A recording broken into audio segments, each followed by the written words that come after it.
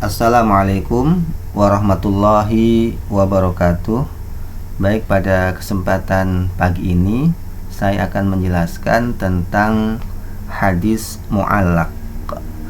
Apa itu hadis mu'allaq? Hadis mu'allaq ini adalah salah satu di antara hadis yang dhaif atau hadis yang terputus dari sisi sanad itu, atau sanad hadis yang terputus.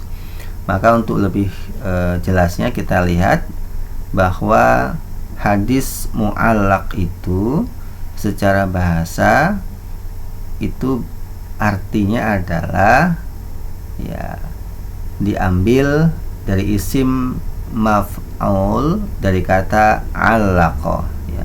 Allaqa mu'allaq, yang artinya adalah mengaitkan atau menggantungkan atau sesuatu yang tergantung. Adapun arti secara istilah, yaitu makna secara istilah, hadis mu'allaq adalah ma hudifa min mabda isnadihi rawin fa aksar ala tawali, yaitu hadis yang pada bagian awal sanadnya itu dihapus atau dibuang, apakah itu satu rawi atau lebih, ya, fa'aksar ala tawali, ya, secara berturut-turut. Nah, itu adalah definisi hadis mu'allaq, hadis yang terputus atau dihapus sanadnya, baik itu satu orang rawi, dua atau lebih, secara berturut-turut. Nah, untuk lebih jelasnya kita lihat contoh hadis yang mu'allaq itu. Ada sebuah hadis, waqala Abu Musa ghaton nabiyyu sallallahu alaihi wasallam rukbataihi hina dakhala Utsman. Abu Musa radhiyallahu anhu berkata, Nabi sallallahu alaihi wasallam, ya, ghaton nabiyyu sallallahu alaihi wasallam rukbataihi, dua lututnya, hina dakhala Utsman, ya, ketika sahabat Utsman bin Affan masuk. Nah, ini kenapa disebut dengan hadis mu'allaq?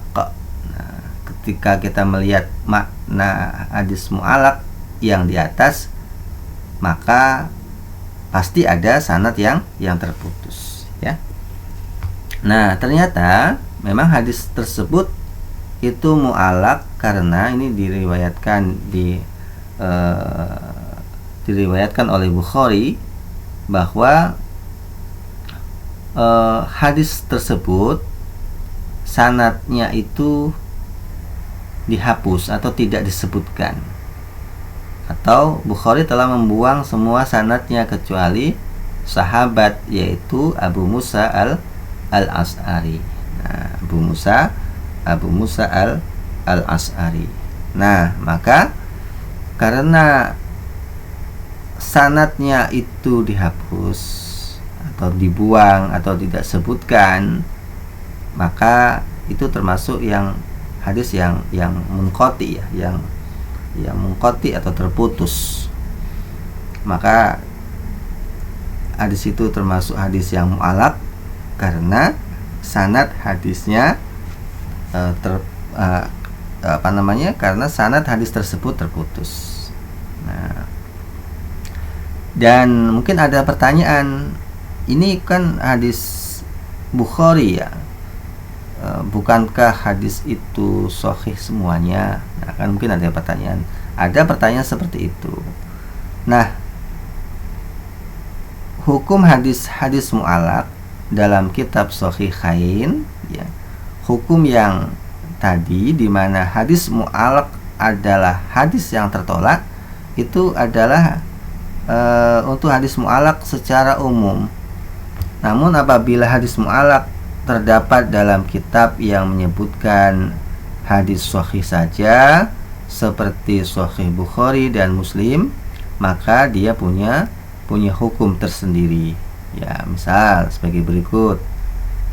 Bila disebutkan dengan bentuk jazm atau yang pasti, ada qala atau haka atau telah berkata, telah menyebutkan, telah menghikayatkan, itu kan kata-kata yang pasti ya. Kalau qala itu kan pasti ada yang berkata, ada fa'ilnya. Nah, dan yang semisalnya maka dihukumi kesohihannya dari siapa yang disandarkan. Namun bila disebutkan dengan bentuk tamrid atau tidak pasti seperti telah dikatakan qila, dzukira, telah disebutkan, hukiya, telah dihikayatkan, itu kan memang fa'ilnya majhul atau fi'il majhul, dikatakan, telah disebutkan, telah dihikayatkan, itu kan tidak jelas siapa yang meriwayatkan. Dan yang semisalnya maka tidak dihukumi kesohihannya dari siapa yang disandarkan.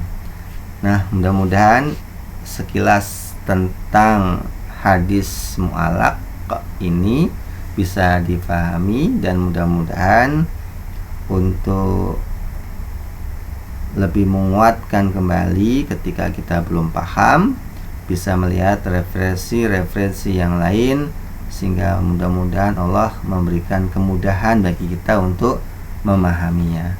Terima kasih, semoga bermanfaat. Wassalamualaikum warahmatullahi wabarakatuh.